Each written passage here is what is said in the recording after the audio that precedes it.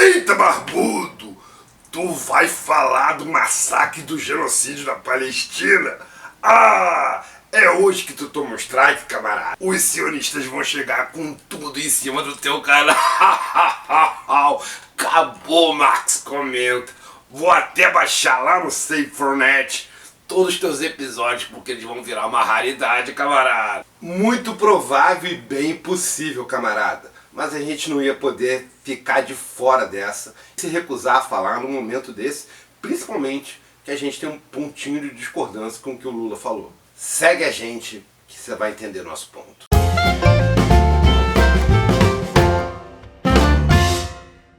Fala, camaradada! Eu vou abrir o vídeo explicando pra galera que tá chegando agora no rolê, como diria Humberto Matos, e que aqui nas terras cariocas, onde eu vim parar depois que voltei do meu túmulo lá em Londres, pelo que eu entendi, os cariocas chamam de rolé. Sobre o que está acontecendo agora na Palestina e por que a gente resolveu intervir e botar o nosso dedo na ferida.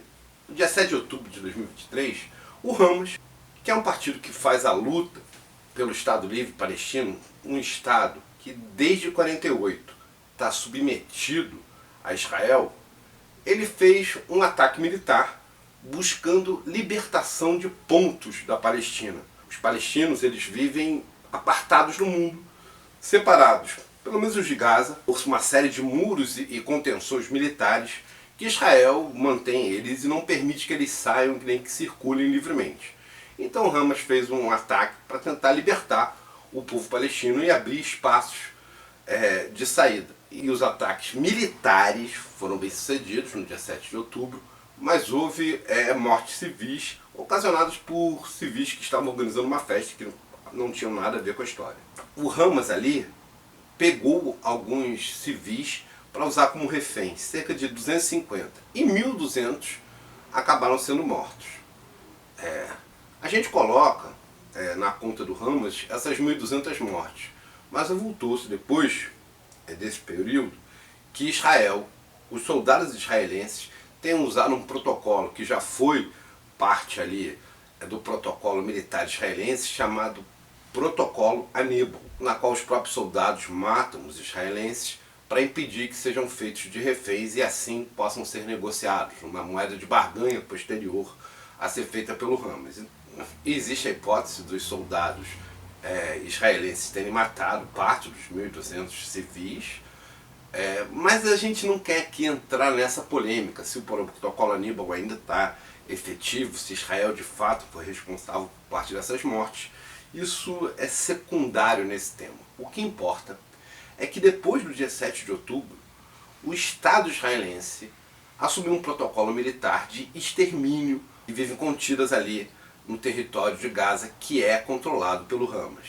E a gente vai no vídeo de hoje falar sobre um comentário que o Lula fez a respeito do massacre genocídio que está acontecendo na Palestina e que botou o Brasil no centro do debate internacional. O Lula esteve na Etiópia, num evento internacional, e ao final do evento fez a seguinte declaração sobre o que Israel está fazendo na Palestina. Presidente Lúcia Miesel, da Rádio França Internacional, para o Brasil. No Egito, o senhor prometeu uma nova ajuda para a Agência de Refugiados Palestinos em Gaza.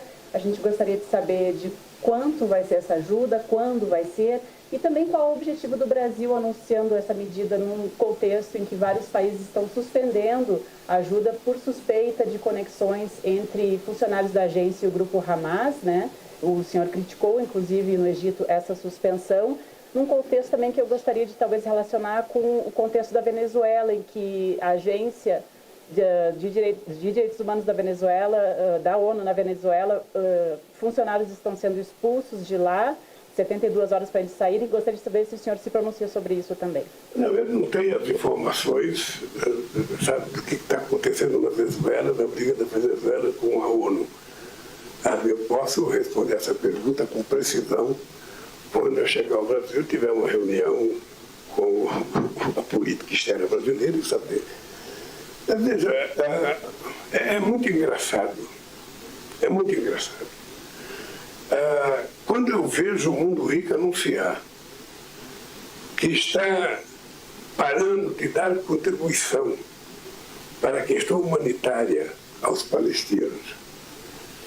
Eu fico imaginando qual é o tamanho da consciência política dessa gente e qual é o tamanho do coração solidário dessa gente, que não está vendo que na faixa de Gaza não está acontecendo uma guerra, mas um genocídio.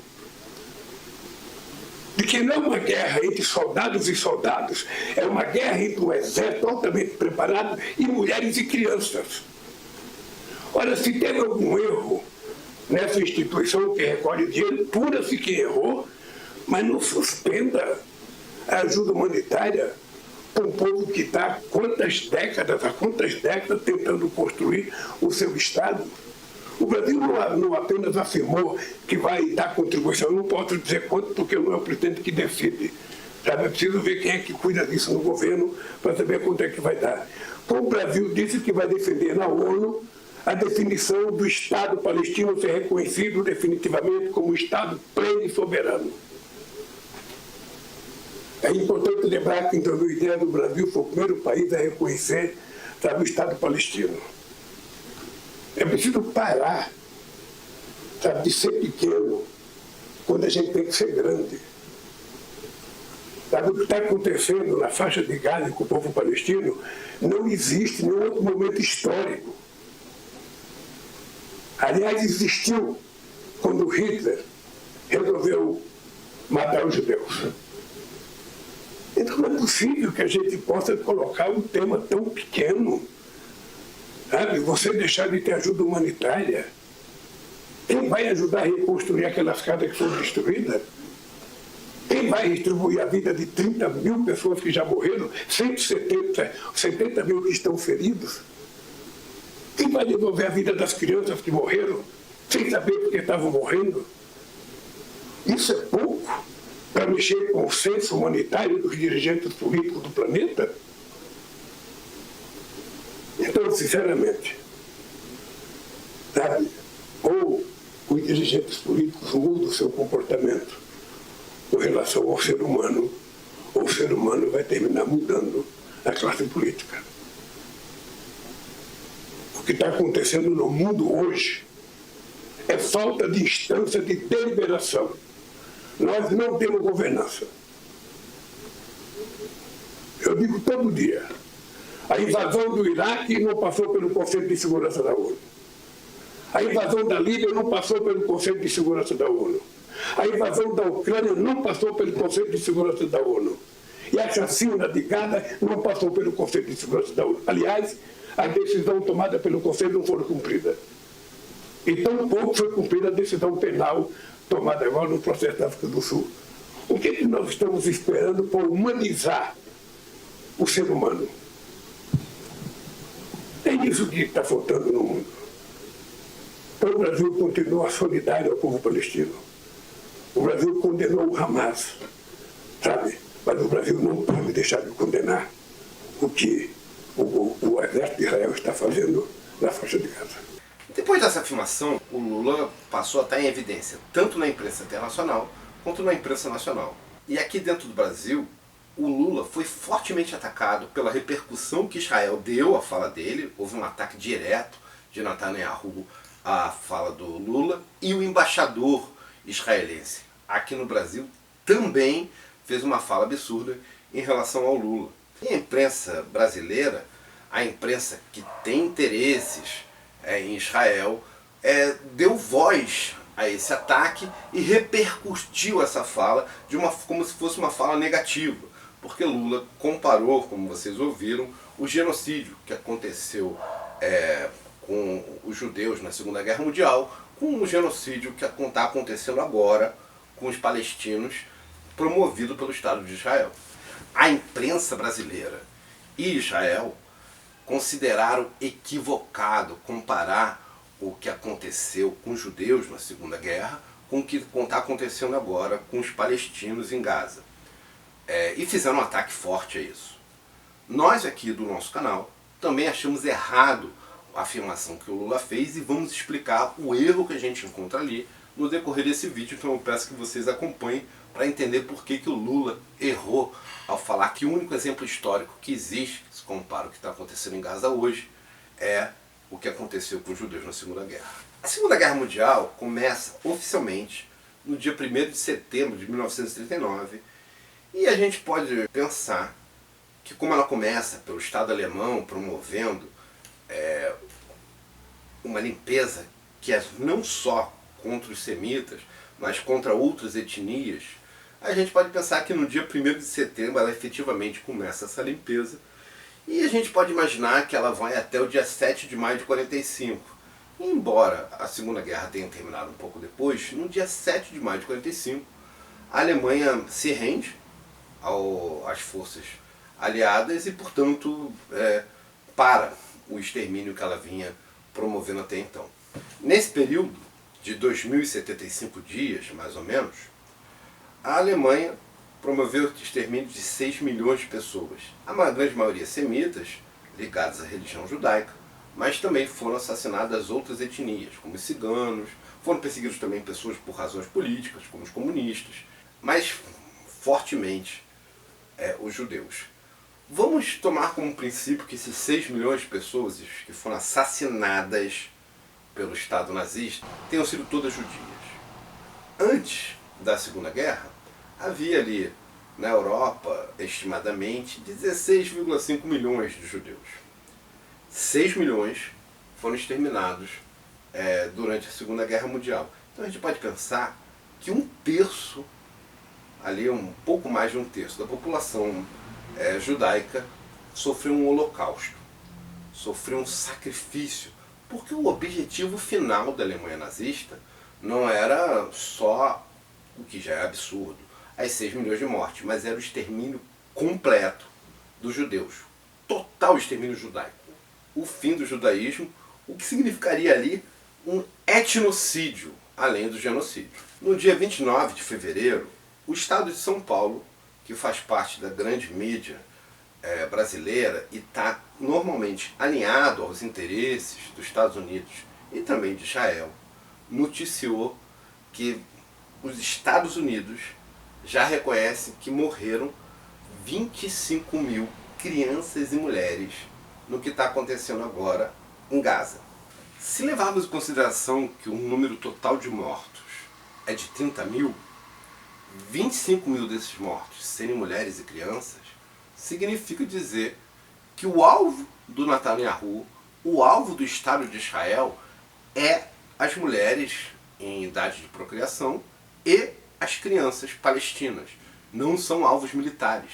O objetivo é exterminar o futuro dos palestinos.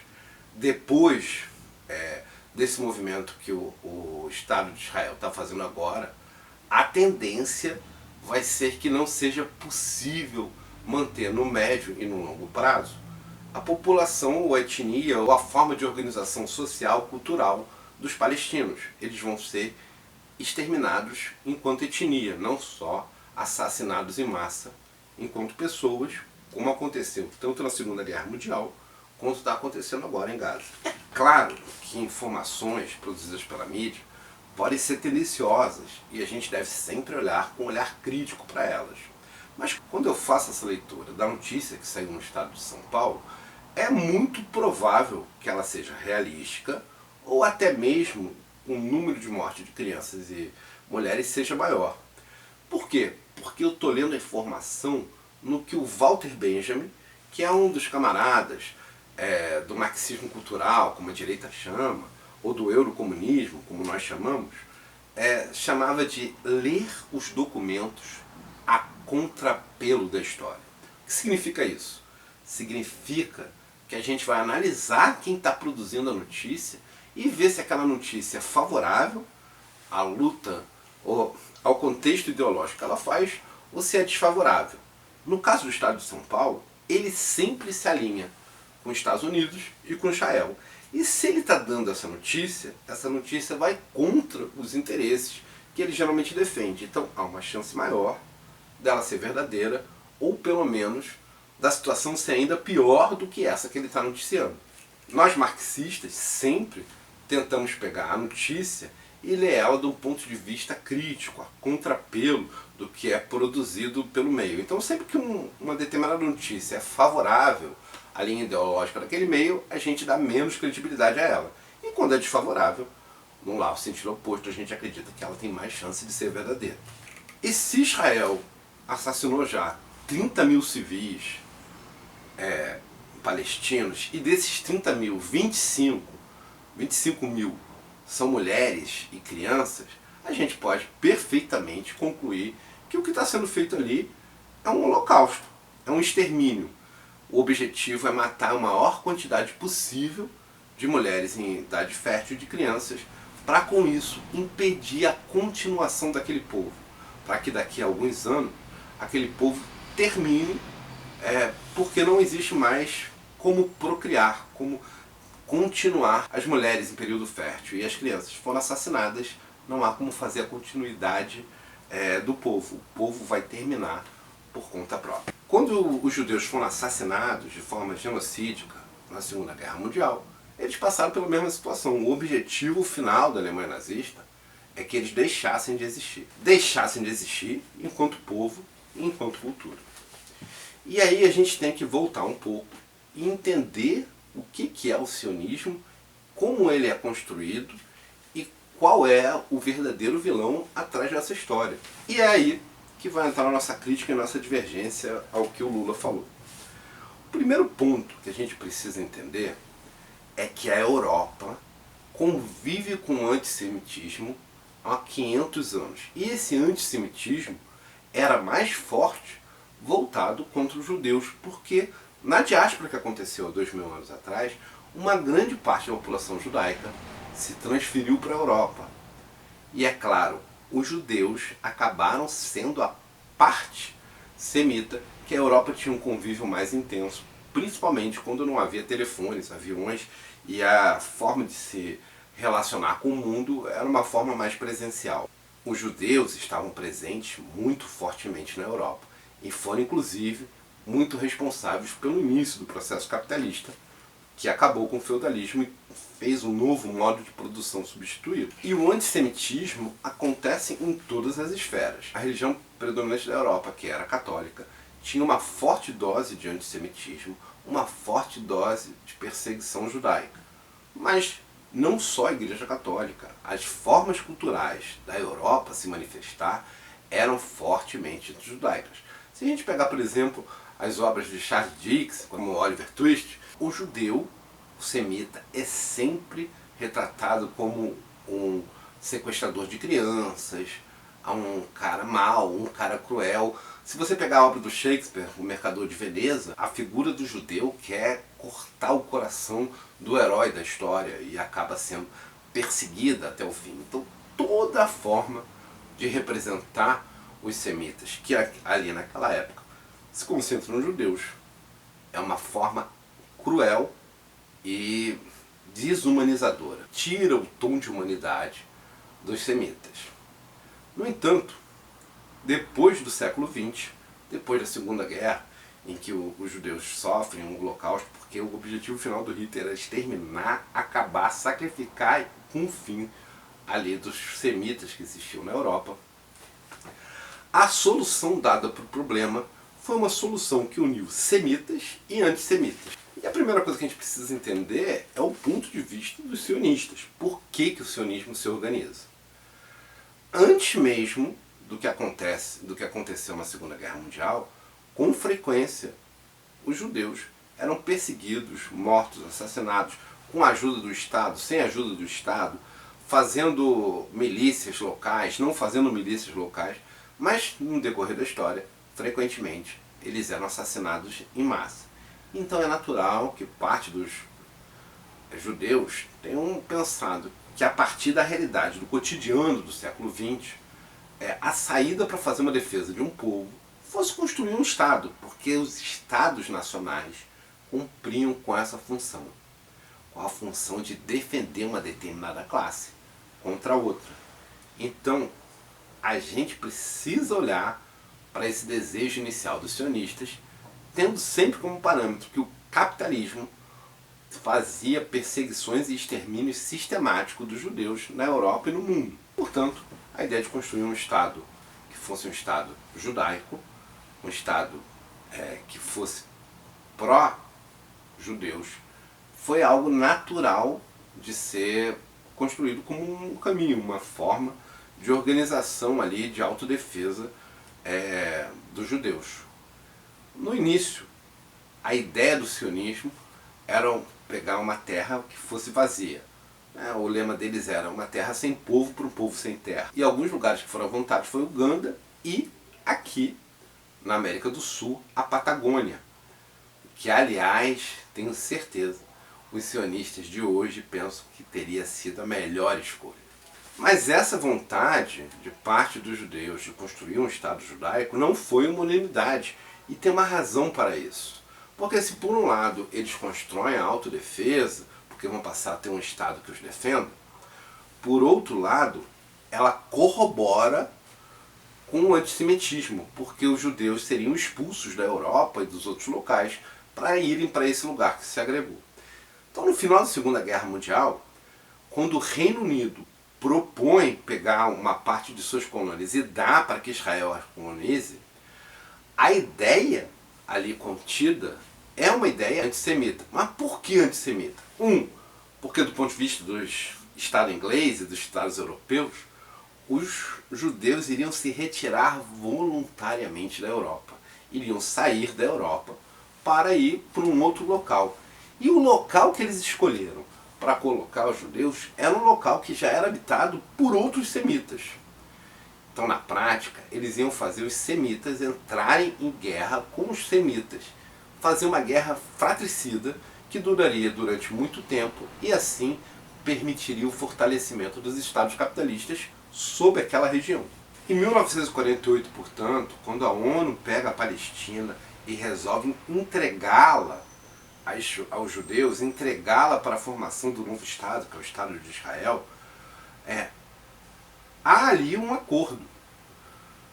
O Ocidente vai ajudar a armar um exército e um Estado judaico na região ali do Oriente Médio, onde há muito petróleo, mas, em contraposição, esse Estado tem como tarefa exterminar e perseguir a comunidade semita, porque os árabes e os palestinos fazem parte dos semitas, que existem naquela terra. Então Israel não faz esse movimento por conta própria, né? Não é só o interesse ali dele, ou uma raiva histórica, por alguma razão, os palestinos não gostam da ideia de terem suas terras usurpadas e tal, que faz com que aquela ocupação seja uma ocupação militar e uma ocupação militar cruel. É uma condição para que o Estado de Israel seja financiado e tenha um poder bélico poderoso para garantir a defesa dos judeus. Para que eles possam ocupar aquela área, para que eles se tornem uma potência de fato, eles têm como tarefa e contrapartida com o Reino Unido, com a Alemanha, com França, com os Estados Unidos, a tarefa de garantir o massacre do povo muçulmano do povo muçulmano cristão que por ali exista, criando ali uma zona de eterno conflito. Essa tarefa, antes, ela era organizada pela Inglaterra e antes da Inglaterra pela Turquia. E é necessário que isso continue sendo feito sem agora os ingleses terem um ônus. Porque, claro, fazer esse tipo de atividade desgasta emocionalmente os soldados, desgasta humanamente os soldados. A Inglaterra sai, ela perde a necessidade de fazer esse massacre, coloca semitas para fazer os massacres semitas e ao mesmo tempo se garante que aquela vai continuar sendo uma zona de conflito. E na zona de conflito, o grande capital, o capitalismo, consegue extrair o petróleo dali do melhor modo possível, de forma a garantir o lucro e a exploração dos estados capitalistas, dos estados dominantes. Mas onde é então que o Lula errou, se a frase dele é correta em praticamente todos os sentidos? Quando ele fala que é um genocídio está correto, e quando ele compara com o que aconteceu na Segunda Guerra, também é correto, porque os dois casos têm como objetivo final o holocausto, que é o sacrifício, o fim, o extermínio amplo e completo de uma população semita. E também é comparável em termos numéricos, porque veja bem, se em 5 anos e meio os nazistas assassinaram 6 milhões de judeus, isso foi no decorrer de 5 anos e meio, com o adendo que a maior parte das mortes a forma mais intensa de genocídio ali na Alemanha aconteceu nos 3 últimos anos da guerra. E Israel está nos 145 primeiros dias de guerra. Se a gente levar em conta que antes do dia 7 de outubro, na Palestina, existiam ali 2 milhões e 100 mil pessoas, em 145 dias, Israel assassinou quase que 1,5% da população, 1,40 e poucos por cento, né? Levando em conta que são 30 mil mortes, 25 mil de crianças e mulheres. Isso significa dizer que se essa guerra durar 6 anos, os números que vão chegar nesse extermínio que está sendo feito lá vão ser muito próximos do que aconteceu na Segunda Guerra, ainda mais se a intensidade das mortes acontecerem nos 3 últimos anos, se isso for só o começo do que está sendo o genocídio. Mas o Lula erra quando diz que o único evento histórico que aconteceu e que se compara ao que está acontecendo agora em Gaza tenha sido o Holocausto Judaico. E embora seja comparável, embora esteja em proporções iguais, há outros eventos históricos que talvez se comparem de forma até mais intensa, e eu vou citar um deles, que é a conquista dos Estados Unidos, a conquista que os Estados Unidos fez sobre as populações indígenas, embora isso também possa valer para o Brasil. Mas nos Estados Unidos tem um livro muito bom chamado Enterrem o Meu Coração na Curva do Rio. Sugiro aos camaradas que leiam, porque ali a gente vai entender qual é a metodologia e estratégia dos invasores europeus nos Estados Unidos para exterminar, sacrificar, fazer o holocausto das populações indígenas que existiam nos Estados Unidos. E talvez seja mais comparável porque as estratégias que Israel utiliza hoje em Gaza são as mesmas estratégias que a 7ª Cavalaria, que as cavalarias americanas utilizaram para exterminar os indígenas que existiam no território dos Estados Unidos. Ali também se tratava de holocausto, e ali também se tratava de genocídio, e também se tratava de etnocídio. E a cavalaria e as forças militares americanas faziam exatamente a mesma coisa que Israel está fazendo. No caso dos americanos, eles faziam pequenos ataques em segredo aos povos indígenas, mesmo depois de terem assinado os tratados de paz e dos indígenas terem ocupado os espaços que tinham sido destinados a eles, forçando os guerreiros a tomarem uma iniciativa e revidarem, atacarem a cavalaria. Mas eles só noticiavam no jornal o contra-ataque indígena à cavalaria, como se fosse o primeiro ataque a ser feito.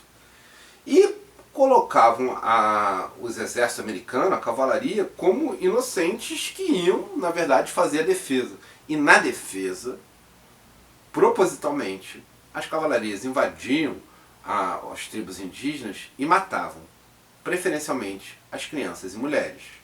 Porque o objetivo desse contra-ataque da cavalaria não era acabar, naquele momento, com a tribo indígena, mas acabar com o futuro, destruir a possibilidade de continuação daquele povo, daquela etnia. E eles foram muito bem sucedidos em diversas etnias que foram extintas. Então, talvez o que Israel faça com Gaza seja comparável, com mais intensidade, ao que aconteceu na América do Norte, que também aconteceu aqui no Brasil, e é mais comparável porque em ambos os casos, na maior parte dos ataques, tanto no Brasil quanto nos Estados Unidos, foram bem sucedidos. As etnias foram de fato exterminadas. Elas deixaram de existir no longo do tempo, porque elas entraram no decréscimo populacional, e como não havia mais mulheres em época fértil para poderem fazer a reprodução, ainda que tenham continuado a existir, o final delas foi o Holocausto bem sucedido, porque elas de fato terminaram. Camarada, se você seguiu a gente até aqui, para alguma coisa esse vídeo te foi útil, então já sabe, né? Sigam a gente nas nossas redes, aproveitem que a gente também tem essa rede, siga a gente lá. A gente agora tá no WhatsApp, então se puderem, entrem no Zap também, porque a gente também está utilizando ele como forma de difundir informação, principalmente que há uma chance, a partir do vídeo que a gente fez agora, da gente ser banido do YouTube e de perdermos de fato todos os vídeos que tem aqui. Galera, quem sustenta aqui é a galera do Apoia-se, a gente recebe muito pouco do YouTube. Então, se você quiser continuar vendo vídeos do Marcos Comenta, se a gente continuar tendo espaço aqui, eu peço, por favor, que você dê uma contribuição qualquer tipo de ajuda a gente lá no Apoia-se. E agora, vamos voltar que a gente ainda tem mais coisa a falar sobre as declarações do Lula na imprensa e o genocídio que está sendo feito agora lá em Gaza, promovido pelo Estado de Israel. A partir da fala do Lula, a grande mídia brasileira falou muitas bobagens e uma das mais recorrentes foi criticar o Lula por ter falado de improviso. Essa análise é bastante absurda e eu vou aqui falar para vocês o porquê.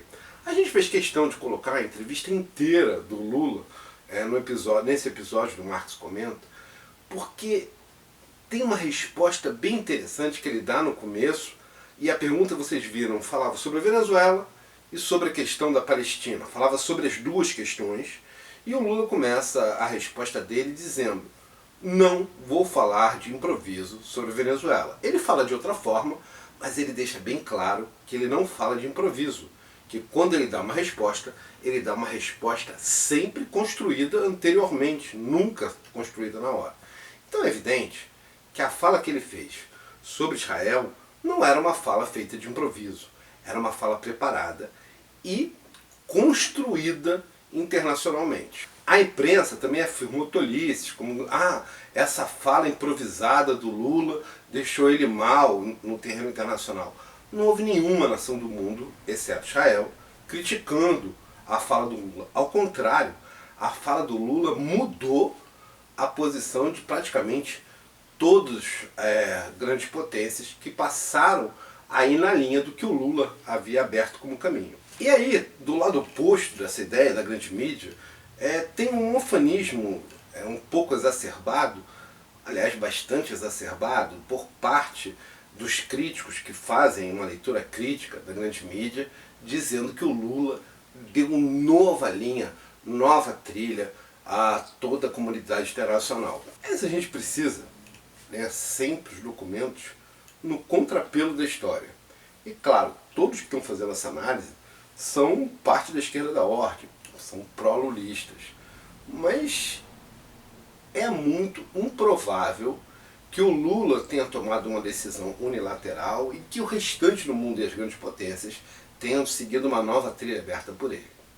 O mais provável possível é que as grandes potências tenham debatido a questão de Israel e concluído que tinham chegado no limite possível do genocídio, que a opinião pública de seus próprios países começava a se colocar contra as tendências dessas grandes potências e que era preciso fazer ali uma guinada da posição dessas potências que permitissem eles falar com tranquilidade para o outro lado. Mas eles têm um problema aí, que é o conflito no Oriente Médio, ele é produzido pelos estados capitalistas, pelos grandes estados capitalistas, e ele é produzido para que o petróleo seja explorado e apropriado pelo capital de forma livre e constante. Há várias ferramentas utilizadas pelos estados capitalistas para produzir esse conflito, e uma das mais importantes foi construir um estado israelense, um estado judaico em 1948, garantindo que ali fique um estado de conflito. Para isso, esses estados se alinharam à ideologia sionista, e a ideologia sionista, em contrapartida, cumpre a tarefa que esses estados deram a eles de massacrar um povo semita, que é um povo palestino. Na forma como Israel foi criada, ela nunca teve a opção de fazer a paz com os palestinos. Esse estado de guerra, ele é produzido, ele é incentivado e ele tem que ser mantido. Essa é a contrapartida que Israel precisa dar para poder ganhar do Ocidente todos os incentivos e todas as armas e todo o financiamento que recebe para produzir seu Estado. Mas o interesse do Ocidente não é necessariamente que haja um Estado de Israel. O interesse do Ocidente é que haja um conflito permanente naquela área. E é dado sempre aos Estados Unidos e aos grandes países ocidentais a possibilidade, caso Israel comece a construir um caminho de paz, caso Israel não cumpra com a função histórica que lhe é dada, deles recorrerem ao Hamas ou a outros extremistas palestinos e começar a construir um Estado palestino para produzir o extermínio de Israel. Porque se isso acontecer, mantém a zona de conflito, mantém a zona de guerra e mantém a possibilidade de especulação do grande capital em cima do petróleo. E esse foi o método que a maior parte do continente africano e a maior parte do continente sul-americano foi conquistada pelos europeus, mantendo eternamente conflito entre as etnias, forçando essas etnias ao conflito e tendo ali como sequestro, como refém, a eterna ameaça subjacente de, caso aquela etnia não estabelecesse o domínio que era necessário, o poder inverter, jogar para outra etnia o financiamento. Isso aconteceu várias vezes, tanto no Brasil, como em todos os países da América do Sul e como nos Estados Unidos. As etnias indígenas recebiam financiamento para exterminarem as outras etnias e quando paravam de cumprir essa função, invertia-se o investimento, passava a se investir no massacrado para que o massacrado exterminasse o que estava massacrando ele. E assim garantir o enfraquecimento constante de todas as etnias e de todos os povos que ocupavam os diversos espaços. Todos os governos da África sabem disso, todos os governos da América sabem disso, Israel sabe disso e a Palestina também sabe disso. Então, o Estado de Israel ele vai manter o massacre sempre, mesmo que entre um governo de esquerda que não queira massacrar a Palestina, que não tenha essas intenções que são explícitas no Netanyahu, que o Netanyahu se propõe a fazer, sair ele e entrar um governo de esquerda dentro de Israel, esse governo pode vir a ter todos os discursos humanitários e toda a vontade de transformar a Palestina num território livre. Mas se ele avançar de fato nesse caminho, ele corre seriamente o risco de tomar um golpe ou em que os Estados Unidos passe a financiar o Hamas para o extermínio de Israel. Essa opção dual que o capital tem, que faz com que os Estados Unidos tenha que agora ficar financiando o extermínio dos palestinos, tira dele a opção de protagonismo, de chegar agora e fazer um ataque direto aos sionistas. Ele precisa que esse ataque seja feito por outras lideranças.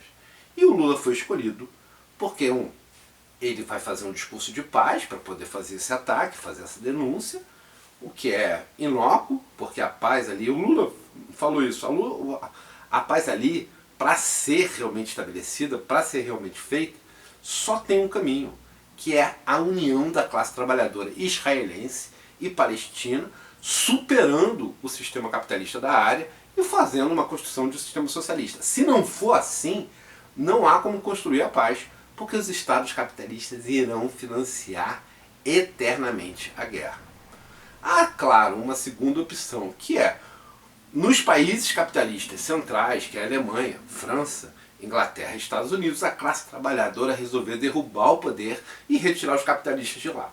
Se isso acontecer, aí sim, o Israel estará livre para poder fazer a união com a Palestina e transformar ali num ambiente de paz e de convívio tranquilo entre os diversos povos semitas. Mas enquanto o mundo e esses estados forem capitalistas, essa opção não será dada a eles.